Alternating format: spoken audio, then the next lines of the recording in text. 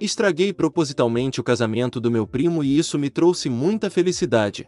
Certa vez admirei meu primo. Achei que ele era um cara legal e éramos próximos como irmãos. Eu também estava namorando uma garota. Estava profundamente apaixonado por ela e planejava me casar com ela algum dia. Eu pensei que minha vida era perfeita. Um dia cheguei em casa mais cedo porque um colega se ofereceu para cobrir meu turno. Eu estava bem cansado, então aceitei e fui para casa. Chegando em casa encontrei os dois na minha cama fazendo coisas. Ambos ficaram chocados para dizer o mínimo. Eu disse a eles que queria que eles tivessem ido embora quando eu voltasse e saí de casa.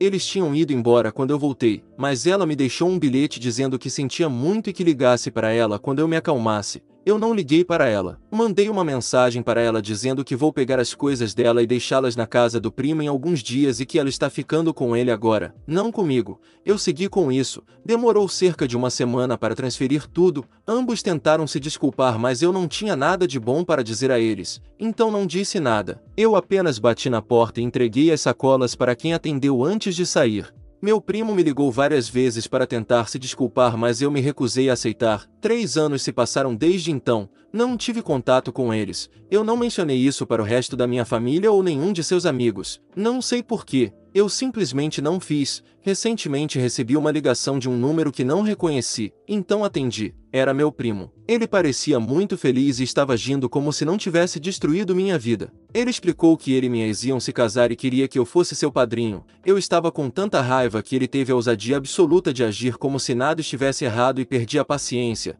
Eu gritei com ele e o chamei de nomes antes de desligar. Ele me enviou uma mensagem dizendo que a oferta ainda estava de pé e se eu não quisesse ser seu padrinho ele simplesmente não teria um. Alguns dias se passaram e eu tive uma ideia. Mandei uma mensagem de volta para ele e pedi desculpas. Enviei um parágrafo de merda dizendo que ainda estava com raiva, mas esta poderia ser uma oportunidade para nós três nos curarmos e superarmos isso. Ele ficou muito feliz e disse que pagaria por tudo e me ajudaria a escolher um terno se eu quisesse. O que eu aceitei porque eu com certeza não gastaria dinheiro em seu casamento estúpido se eu pudesse evitar. Chegou o dia do casamento. Eu havia passado a semana anterior escrevendo um discurso, colocando todos os sentimentos negativos acumulados ao longo dos anos em palavras no papel. O casamento foi muito bom. Tenho certeza de que um deles tem um bom emprego bem remunerado ou algo assim porque eles devem ter gasto um pouco de dinheiro decente neste casamento de tão bom que foi. Toda a nossa família estava lá, assim como um pedaço decente da família da minha ex. Por fim chegou a hora do meu discurso. Só me lembro de me sentir muito nervoso enquanto falava e minha voz vacilava quando eu estava lendo, mas não me importei e ainda não me importo. Pelo menos consegui.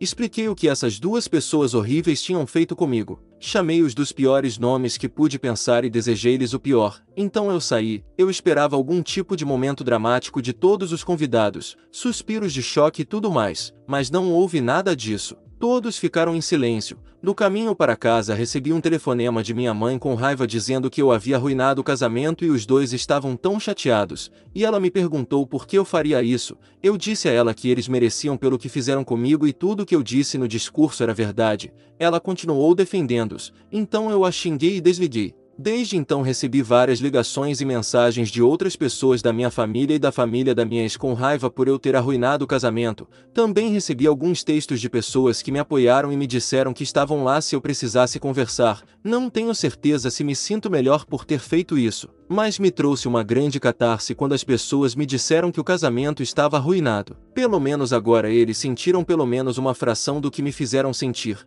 Apenas uma edição. Muitas pessoas também estão pedindo a transcrição do discurso. Escrevi em um documento do Google e li no meu telefone. A entrega foi meio sem brilho. Parecia que eu ia chorar e tropecei nas minhas palavras, mas consegui ler tudo. Não é literalmente o que eu disse, mas é muito próximo pois eu estava lendo isso como um roteiro geral. Olá pessoal, eu não sou muito bom em falar em público, então peço desculpas antecipadamente. É uma honra estar neste casamento, e uma honra ainda maior ser o padrinho. Fiquei chocado por ter sido convidado, já que a última vez que falei com a noiva e o noivo foi quando os encontrei a Fio na minha própria cama. A Bianca era minha parceira na época, sabe? Mas acho que ela não entendeu o memorando de que quando você está namorando alguém não pode afiar o primo dela na própria cama do seu parceiro. E não era como se o Alex também não soubesse que estávamos namorando. Quem sabe quanto tempo esse nojento estava fazendo com ela nas minhas costas? Semanas? Meses? Para quem não sabe, Bianca e eu namoramos por 2 anos. Eu a amava de todo o coração e estava economizando para conseguir um anel de pedido de casamento.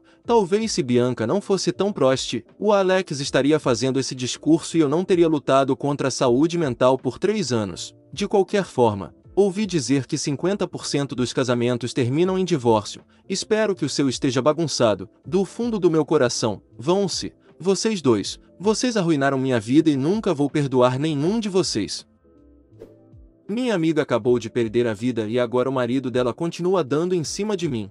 Acabei de saber que minha amiga faleceu ontem. Eu descobri porque o marido dela usou o Snapchat dela para me dizer para ligar para ele. Depois de me contar o que aconteceu e eu chorar, ele começa a perguntar se podemos ser amigos. Eu disse sim, claro. Mas então ele me diz que está esperando 2 meses antes de namorar novamente, mas ainda podemos sair. Estranho, mas ok. Então ele começa a perguntar o que deve fazer com as crianças para que possamos sair juntos. Estou recebendo vibrações muito estranhas, então encerro a ligação. Ele imediatamente cria sua própria conta e me adiciona. Depois me manda uma mensagem com seu número e agora não para de me enviar mensagens perguntando quando podemos sair. Estou sendo dramática ou isso é estranho? Sua esposa acabou de perder a vida, cara. Eu fui amiga dela por mais tempo do que vocês se conheciam. E você tem 2 filhos pequenos.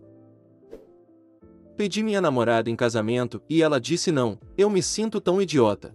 Eu não sei como me sentir. Estou namorando minha namorada há 5 anos. Eu amo tanto ela. Não quero entrar no assunto, mas perdi alguém que amava tanto quando tinha 23 anos e tinha certeza que nunca mais amaria daquele jeito. Demorou um pouco, mas depois conheci minha namorada e caí de novo. Nós nos entendemos tão completamente e eu faria qualquer coisa por ela. O único ponto positivo é que pedi em casamento em casa para que não houvesse constrangimento público. Ela começou a chorar quando tirei a aliança e me disse que não podia e que não era minha culpa. Ela estava chorando muito. Eu também estava chorando, o que é ainda mais humilhante. Após isso fui ficar na casa da minha irmã. Ainda não posso falar com ela sobre isso, só se passaram 2 horas. Eu me sinto tão idiota e indigno de amor. Quando eu tinha 23 anos, quando perdi aquela pessoa, pensei que aquele era o pior dia da minha vida. Ainda é, mas isso chega tão perto. Agora fumo sem parar e não fumava há anos.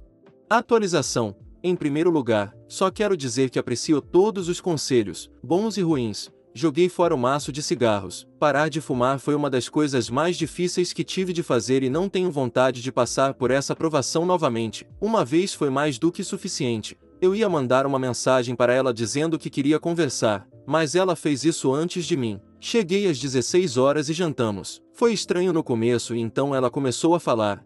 Ela disse que sentia muito e que me amava. Ela disse que realmente pensou que estávamos nos aproximando do casamento, mas quando aconteceu ela entrou em pânico. Não quero entrar nisso, mas ela teve problemas com vício e depre. Ela está sóbria há 12 anos e só teve uma recaída uma vez antes de namorarmos. Ela me disse que tem medo de ter uma recaída e não quer me arrastar para isso. Eu disse a ela que a amo e que ficaria com ela, não importa o que acontecesse. Ela é a pessoa mais forte que conheço. Nós dois choramos muito, o que foi embaraçoso, mas conversamos sobre isso. Ela me disse para não vender o anel porque depois de uma noite pensando sobre isso, ela decidiu que queria ser minha esposa, mas ainda não. Vamos trabalhar para descobrir exatamente o que vem a seguir, mas definitivamente não estamos nos separando.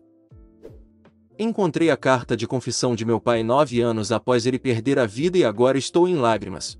Meu pai faleceu há 9 anos devido a uma combinação de complicações de saúde. Eu não guardei muitas coisas dele depois que limpei seu apartamento. A única coisa que levei foi um cofre à prova de fogo. Eu estava com medo de abri-lo porque podia estar cheio de coisas que eu não esperava saber sobre ele. Ontem, enquanto organizava meu armário, não conseguia parar de olhar para o cofre e pela primeira vez abri. No topo temos um monte de cartões de crédito vencidos e extratos bancários. Bem no fundo havia um envelope Manila. Abri e continha foto de uma criança que se parecia comigo, mas não era eu. E uma carta de 2 páginas com a caligrafia dele. A primeira página continha mais ou menos informações sobre sua vida que eu já conhecia. A segunda página é o que me pegou. O menino na foto era meu irmão mais velho que eu não conhecia. Na carta ele me confessou que ele e a mãe haviam decidido que ela criaria o menino em outro estado. Meu irmão mais velho e sua mãe, de acordo com a carta, perderam a vida 1 ano depois que aquela foto foi tirada em um acidente de carro. Ele nunca se recuperou mentalmente e realmente sofreu.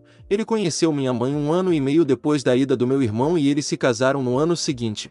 Agora entendo por que meu pai teve tanta dificuldade em me demonstrar afeto por tanto tempo e por que caiu nos maus hábitos que ajudou a encurtar sua vida. Ele era um homem que sofria não apenas por sua infância traumática, mas por perder seu filho primogênito. Não choro tanto há anos. Isso trouxe à tona as lágrimas reprimidas e a dor que senti por perdê-lo anos atrás. Como eu gostaria que ele tivesse me contado tudo isso enquanto estava vivo e como eu poderia ter ajudado se possível. Apesar de tudo, amo meu pai, sinto falta dele e finalmente tenho alguma clareza e um fechamento de por que ele era do jeito que era. Eu só queria tirar isso do meu peito.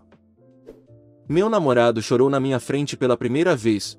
Estou com meu namorado há 2 anos e meio. Ele nunca se sentiu confortável falando sobre suas emoções. A única pessoa em quem ele confiou foi sua mãe quando ele era mais novo. Algumas pessoas se referem a ele como um robô. Obviamente no passado eu expressei meu desejo de que ele falasse comigo sobre as coisas que o estavam afetando, mas ele simplesmente ignorou. Nós brigamos sobre isso no passado e ele disse que simplesmente não consegue pronunciar as palavras. No início desta semana sua família descobriu que sua mãe iria falecer muito em breve, como em potencialmente um par de semanas mesmo. Foi uma surpresa para todos eles. Pedi conselhos a outro sub no início da semana sobre como posso fazê-lo se sentir confortável sendo vulnerável perto de mim. Eu também sou bastante introvertida, então fiquei preocupada em estragar tudo. Algumas pessoas gentis comentaram outros tipos de intimidade que eu poderia tentar em vez de palavras. Um que me chamou a atenção foi se oferecer para lavar o cabelo. Não sei porquê. Apenas sinto que adoraria se meu parceiro se oferecesse para fazer isso por mim quando eu estivesse me sentindo mal. Bem, quando ele finalmente voltou para casa, ele parecia rude como qualquer coisa. Eu já tinha feito o jantar, então nos sentamos para comer,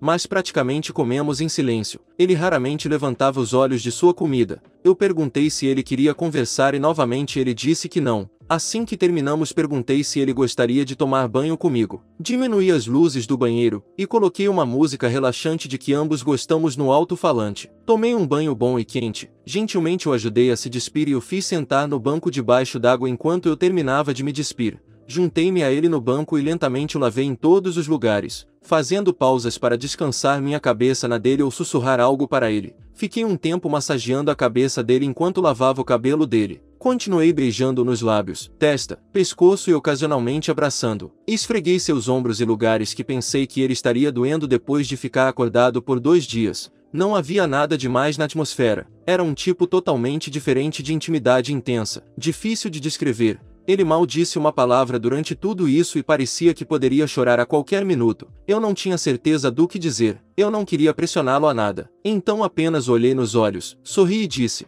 "Está tudo bem." Assim que terminamos, nós dois sentamos lá por um tempo no banco debaixo d'água, sem falar, apenas curtindo a companhia um do outro. Continuei passando minha mão para cima e para baixo em suas costas, em sua bochecha ou cabeça, apenas tentando fazê-lo relaxar o máximo possível. Assim que sequei, ele e eu fomos para a cama e liguei a TV, meio assistindo e meio brincando com o cabelo dele. Perguntei se ele queria falar sobre alguma coisa e ele balançou a cabeça. Eu poderia dizer que ele estava realmente chateado apesar de tentar esconder. Talvez 20 minutos depois eu pude vê-lo literalmente à beira das lágrimas. Rolei para o lado e coloquei meus braços em volta dele puxando-o para o meu peito. Foi quando ele começou. As lágrimas começaram a fluir e ele soluçou e soluçou. Ele estava me apertando com tanta força que às vezes não era fácil respirar. Eu podia sentir os anos de emoções reprimidas fluindo. Ele continuou chorando mais forte e partiu meu coração. Ele disse algo sobre sua mãe, mas não consegui ouvir pois foi abafado. Ver o cara que você ama assim, agarrado a você como se você fosse embora enquanto ele desabafava, machucava meu coração. Eu me senti tão mal por ele que até chorei. Eu apenas o abracei forte e continuei sussurrando o quanto eu o amava. Que estava tudo bem, estou aqui, estou com você, etc. Mesmo quando ele finalmente parou de chorar, ele continuou a ter seus braços em volta de mim com tanta força, rosto enterrado no meu estômago ou no peito. Continuei apenas confortando-o até ele adormecer. Normalmente eu não gosto de abraçar quando durmo, mas naquela noite eu o segurei a noite toda. Eu simplesmente não conseguia deixá-lo fora do meu controle. É difícil explicar como eu estava me sentindo durante isso. Obviamente terrível que ele estivesse passando por isso, mas ao mesmo tempo eu estava tão feliz e aliviada. Isso é estranho. Foi uma experiência emocionante ver o cara que você ama mais do que tudo mostrar emoções negativas nesse nível pela primeira vez. Lembro-me de quase todos os detalhes da noite. Está gravado na minha memória. Ainda não conversei com ele sobre isso. Pensei que talvez seja melhor deixá-lo falar sobre a noite quando se sentir pronto. Mas novamente, Também quero poder dizer a ele que estava tudo bem e uma coisa boa que ele fez. Acho que ele está um pouco envergonhado com o que aconteceu, então não sei se ele vai tocar no assunto. Espero que sim. Eu li algumas mulheres dizerem que uma vez que viram seu homem chorar elas perdem a atração. Parece bizarro para mim, se é que me sinto ainda mais atraída por ele do que antes. É como se tivesse amplificado meu amor por esse homem. Eu nunca quero deixá-lo ir.